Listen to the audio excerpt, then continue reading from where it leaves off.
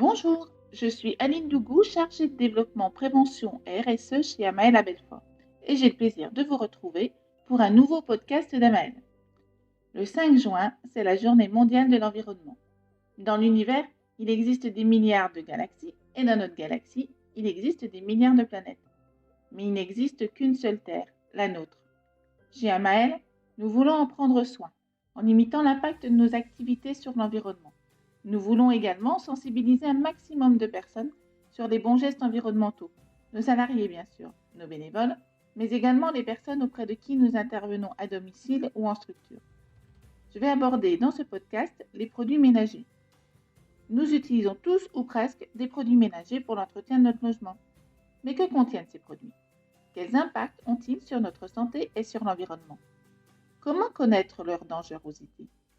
À quoi correspondent les labels et autres certifications que l'on retrouve sur les emballages ? Pour nous préserver et pour préserver notre planète, il est possible de fabriquer très simplement ces produits ménagers à base d'ingrédients respectueux de l'environnement. Je vous donnerai quelques recettes et des conseils de fabrication.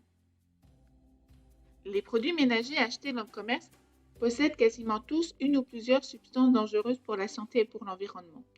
On y trouve parfois des composants toxiques tels que l'acide chlorhydrique, le peroxyde d'hydrogène, l'hypochlorite de soude, etc.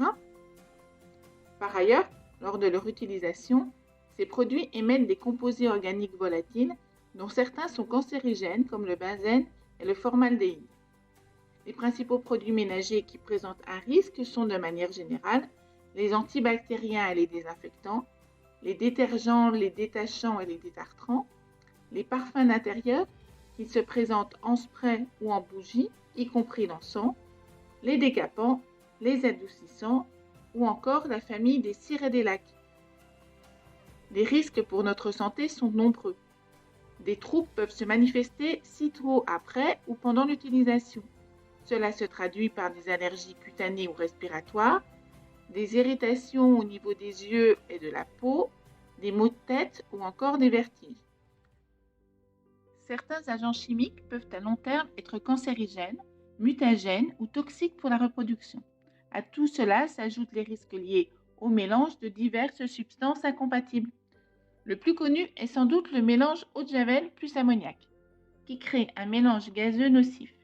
Il provoque irritation des yeux, toux, crise d'asthme et nausées. N'oublions pas également que certains produits ménagers sont particulièrement inflammables ou explosifs. C'est le cas notamment des solvants tels que le white spirit, l'acétone, les alcools, la térébenthine, etc. Il faut donc les conserver loin de toute source de chaleur. Je vais maintenant vous parler des pictogrammes que l'on trouve sur les flacons et les emballages. Les fabricants de produits ménagers ont l'obligation de les apposer car ils permettent de préciser le type de risque auquel vous vous exposez. On en compte 9 différents et on peut trouver plusieurs pictos sur un même emballage. Tous ces pictogrammes sont des losanges au bord rouge avec un dessin à l'intérieur. En général, le picto est associé à un mot ou un groupe de mots qui l'explique, mais pas toujours, notamment sur les produits les plus anciens qui traînent au fond de nos placards. Quand vous voyez une bombe, c'est que le produit est explosif.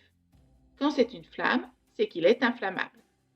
Quand c'est une flamme avec un rond en dessous, cela veut dire que le produit est comburant et donc qu'il accélère la propagation du feu et en augmente l'intensité. Quand le picto représente une bouteille, cela signifie que le flacon contient un gaz sous pression. Il ne faut donc jamais le percer. Les produits corrosifs sont représentés par un liquide qui coule sur une main et un matériau. Le point d'exclamation indique les produits nocifs et irritants. Si vous voyez une tête de mort, vous aurez compris qu'il s'agit d'un produit à la toxicité aiguë. Enfin, quand le picto présente une silhouette avec une sorte d'irradiation, c'est que le produit est dangereux pour la santé. Et si c'est un arbre et un poisson mort, c'est que c'est dangereux pour l'environnement. Mais alors, me direz-vous, comment limiter l'impact de ces effets nocifs ? Vous pouvez tout d'abord vous demander si le produit toxique que vous prévoyez d'utiliser est indispensable. Est-ce qu'un produit plus naturel peut le remplacer ? Ou est-ce qu'il est possible d'utiliser d'autres techniques de nettoyage ? Le nettoyage vapeur par exemple, les chiffons microfibres ou encore la bonne vieille huile de coude que l'on a toujours à disposition. Dans le cas contraire, voici quelques conseils à observer. notamment pour limiter la pollution de l'air de votre intérieur. Tout d'abord, respectez bien les recommandations d'utilisation qui sont indiquées sur les emballages. Préférez les produits non parfumés et aérez votre intérieur. Rincez après nettoyage, évitez les produits en spray. Si dans le logement se trouvent des personnes fragiles, des personnes âgées, des bébés ou encore des personnes malades, essayez de les faire sortir de la pièce ou aérer très largement le logement. Enfin, nettoyez de façon régulière les climatisations et les VMC. Vous pouvez également opter pour des produits ménagers plus respectueux de l'environnement. Pour les identifier, je vous invite à regarder les emballages. Certains produits bénéficient d'un label ou d'une certification. Le label Ecolabel confirme que ce produit limite les rejets toxiques et qu'il est efficace, même lorsqu'il est utilisé à faible dose. Ecocer est un organisme indépendant de certification. Avec ce label, Ecocer garantit que les produits vendus dans de grandes surfaces ou dans des magasins bio sont à la fois issus de l'agriculture biologique et du commerce équitable traditionnel. Vous allez également trouver des logos qui peuvent créer la confusion. Ainsi, le label Sustainable Cleaning a été mis en place par l'Association internationale pour les savons et les détergents.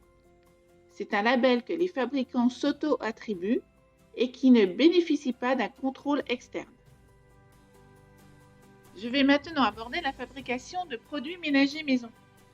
Il existe 5 produits naturels pour nettoyer la maison. Le bicarbonate de soude, il décapte, nettoie, désodorise. On le trouve en poudre. Les cristaux de soude nettoient, désodorisent, dissolvent les graisses et détartrent. Ce sont des cristaux, un peu comme du gros sel. Le savon noir, on le trouve en pâte ou liquide, il dégraisse et nettoie. L'acide citrique, souvent en poudre, désinfecte, détartre et désodorise. Je vais m'étendre un peu plus sur le dernier de ces produits naturels, le vinaigre blanc. Il dégraisse, il désinfecte, détartre et fait briller les surfaces et les ustensiles.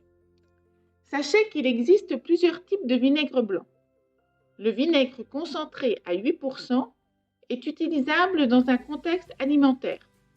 Vous pouvez donc l'utiliser pour nettoyer le frigo, par exemple.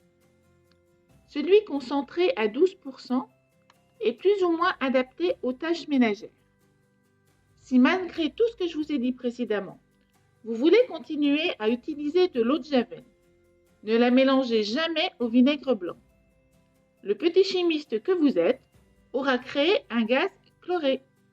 Son odeur suffocante provoque des quintes de toux, des larmes, des troubles respiratoires et même des brûlures. Tous ces produits naturels s'achètent en droguerie, mais vous pouvez maintenant les trouver en grande surface. Pour notre planète et notre économie, pensez à acheter près de chez vous et des produits de fabricants français de préférence. Passons maintenant à l'action. Nous allons fabriquer tout d'abord du produit vaisselle. Vous verrez, il n'y a rien de plus simple. Pour une petite bouteille d'environ 500 ml, il vous faut 2 cuillères à soupe de savon noir liquide ou en pâte, une cuillère à café de bicarbonate de soude, une cuillère à soupe de cristaux de soude et de l'eau. Tout d'abord, mettez le savon noir, le bicarbonate et les cristaux de soude dans un récipient. Faites chauffer l'eau, environ 450 ml, et versez-la dessus. Mélangez bien et laissez tiédir. Puis versez le produit dans votre flacon. Je vous conseille d'utiliser un ancien flacon de liquide vaisselle que vous aurez rincé. Cela présente plusieurs avantages. Vous réutilisez un flacon au lieu de le mettre à la poubelle, mais aussi pas besoin d'enlever l'ancienne étiquette. Toute votre famille saura que c'est du liquide vaisselle et il n'y aura pas de confusion avec un autre produit. Si vous aimez que cela sente le citron ou l'eucalyptus, vous pouvez rajouter quelques gouttes d'huiles essentielles, mais surtout pas trop, au maximum 10 gouttes. Maintenant, nous allons fabriquer un spray multisurface. Là encore, c'est très simple et rapide. Il vous faut 2 cuillères à soupe de savon noir, 1 cuillère à soupe de bicarbonate de soude et de l'eau chaude. Vous mélangez tous les ingrédients dans un saladier, puis vous versez dans un spray. Vous pouvez ajouter quelques gouttes d'huile essentielle, de pin, d'eucalyptus, de lavande, de citron, etc. Vous trouverez plein d'autres recettes sur Internet. Attention cependant, on trouve un peu tout et n'importe quoi. Notamment, il ne faut pas mélanger les produits naturels au pH acide, tels que le vinaigre ou l'acide citrique, aux produits au pH alcalin, la soude, le savon, car ils se neutralisent et perdent en efficacité. Les pH s'annulent et votre produit s'approchera du pH neutre. Et quel produit a un pH neutre? C'est tout simplement l'eau. Ce podcast d'Amaël sur les produits ménagers est terminé. J'espère que vous aurez appris plein de choses et que dorénavant vous fabriquerez vos propres produits. À bientôt pour un nouveau podcast d'Amaël.